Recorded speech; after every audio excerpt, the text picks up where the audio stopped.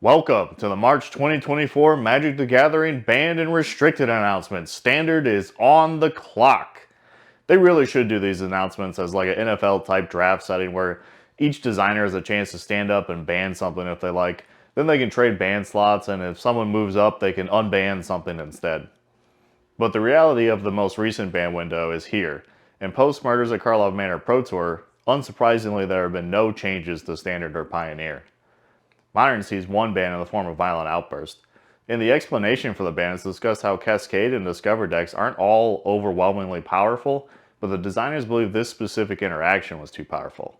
Cascading into a couple of payoffs with Discover at instant speed on your opponent's turn, also Force of Negation almost always would protect the cast of Violent Outburst, ensuring whatever Violent Outburst resolved into would be ready to attack during your next turn. Next up, we see Ponder become unrestricted in Vintage. Undoing the restriction that has been in place since 2008, Ponder can now be played as 4 copies. There weren't really many decks running Ponder, and that fed into part of the decision that if it's not powerful enough to run 1, it may be time to release it back into Vintage fully. Of course, some of the big news is no bans in Standard or Pioneer. People have long been hoping for a Sheoldred ban in both formats. There are no specifics given on why some of these bans weren't added to the ban list, but the discussion for Standard is more about how rejuvenated it has become as the new top-played in-person format.